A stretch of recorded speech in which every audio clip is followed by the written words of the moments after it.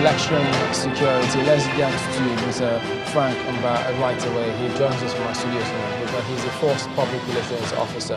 Mr. Mba, could you tell us what strategies or preparations, what do we expect from the police for the elections? Nigerians should expect a very robust security arrangement for this election. We've crossed our T's, we've dotted our I's. Even before now, we've carried out a comprehensive threat analysis. And on the basis of that threat analysis, we've been able to come up with very special as well as general deployment strategies. As a matter of fact, in the aftermath of that threat analysis, we were able to identify, isolate, and effectively deal with specific threats that we found out. And progressively, we have continued to reevaluate those existing threats. For the first time, well, we've also deployed special officers, well-trained and well-primed for this particular task. We deployed officers that we called election monitoring and intelligence teams. They've been out in the field in the past 2 weeks, and they'll be following up on the result of the threat analysis we earlier carried out.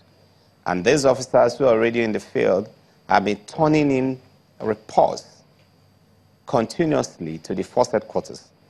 And what we've continued to do is look at those reports, analyze those reports, and allow those reports to influence and determine the next step we take. So, unlike in the past, we have put a procedure, a mechanism in place to help us detect threats early. Call it early warning mechanisms, for example. And these early warning mechanisms are helping us shape the kind of deployment that we're doing. Well, Mr. Mba, if I may, we've had this discussion. Because of the combination of all these actions we've taken. Yes. We've had this discussion, you know, a couple of times, even in the past couple of days, on, you know, the security's preparedness. And you've also said these couple of things. But look at what happened at the INEC office in Anambra State. And we hear, I mean, the last time you told us, investigations are still ongoing. I mean, how did it get to that? And how much are you really doing, rather than, you know, all of the, you know, things you're putting in place that are a bit generic? How much is going into the preparedness for tomorrow? Well, I will tell you that specifically all the states in the Federation are receiving very specialized attentions. The incident that occurred in INEC office in Oka was quite unfortunate, but until investigations are concluded, it will probably be too early for us to say specifically what happened. For us, we as investigators, we approach investigations with an open mind. And in the course of investigation, the best you can do is to come up with hypotheses and begin to follow each of the hypotheses to a logical conclusion. So what happened in Oka, for example, could have been a subversive action, it could have been a mischief, it could have been a pure criminal act, it could have also been an action by an aggrieved party or an action depicting group grievance. It could also be an electrical fault, for example. It could also be pure accident. So for now, we wouldn't want to reach any form of conclusion devoid of any empirical backing. But investigations are ongoing. About 16 persons were interrogated in relation to that incident. They are all currently on bail. And we will tell Nigerians the outcome of our investigation. But apart from these isolated incidents, you will see that what we are doing are actually producing positive results across the length and breadth of the country.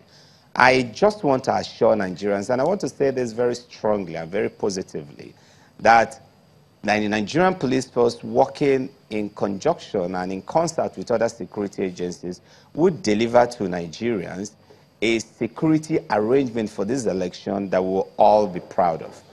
Mr. Amba, one of the things that I'm sure you're aware of is a concern that arose as a result of the new postings of many CPs all over Nigeria. Do you think what's the assurance that people have that these new postings are okay, are good enough for the ultimate result of these elections? And that, do you think the CPs have a good enough hang of the terrains, the new terrains they're in at this, they've just been posted to? Do you think they have a good enough terrain to be able to manage the security challenges that may arise well enough?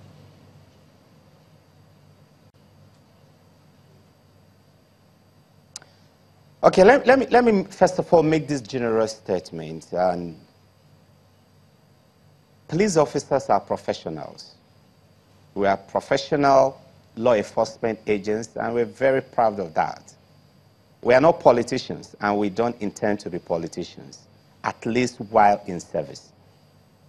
One of the things that the current IGP said on the assumption of office, IGP Mohammed Abubakar Adamu specifically said that the Nigerian police force under his watch will be very professional in handling this general election. He did say it very clearly and unequivocally that we will be politically neutral and we will provide a very level playing field for all political actors. The postings of commissioners of police, the postings of assistant inspectors general of police, the postings of all the senior officers that have so far been carried out are based essentially on merit, on competency, on their track record. The Inspector General of Police, working with the Police Service Commission, has got the records of these officers, their service records. He knows his officers, he knows their competencies, he knows where they are needed most, and he knows where they will deliver most. We are driven by the common good of Nigeria. Our loyalty is not to any political party.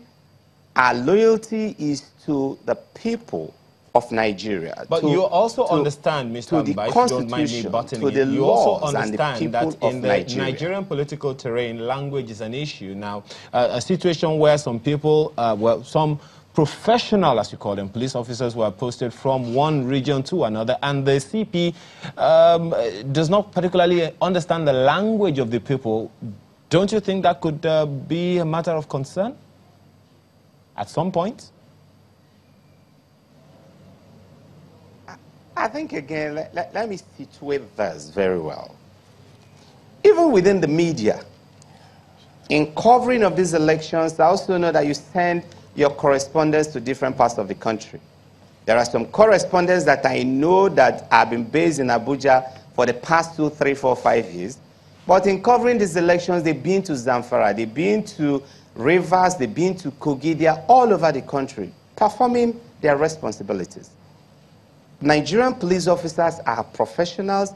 We are not regional officers. We are federal officers.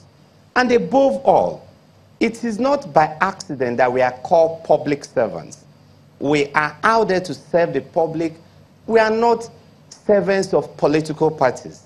And so let's be judged by our capacity, our competencies, and on the way we discharge our responsibilities. There are very clear benchmarks on which we can be judged. At the end of the day, we will be judged on whether we're able to provide adequate security for INEC officials, whether ad hoc or local. We will be judged on whether we were able to provide adequate security for INEC materials, sensitive and non-sensitive. We will be judged on whether we were able to provide adequate security for the election observers, whether they are international or local. We will be judged on whether we were able to provide adequate security for accredited journalists covering the elections. We will be judged on whether we were able to guarantee the fundamental right of all Nigerians, equality, freedom, and justice. We will be judged on whether we're able to produce adequate and conducive environment for these elections to take place, and not on any primordial sentiment. Let's push out positive messages. Let's take this narrative away from politicians. All right. And let's encourage Nigerians to look at us for what we are. We are first and foremost Nigerians before we become our police officers. And all right, we will Mr. always remain Nigerians. We need to go to break, but not to worry. We'll come back, and Mr. Chukwuemeka will also weigh in, but we will find out if he will be part of those who will also judge the police as well. Join us again.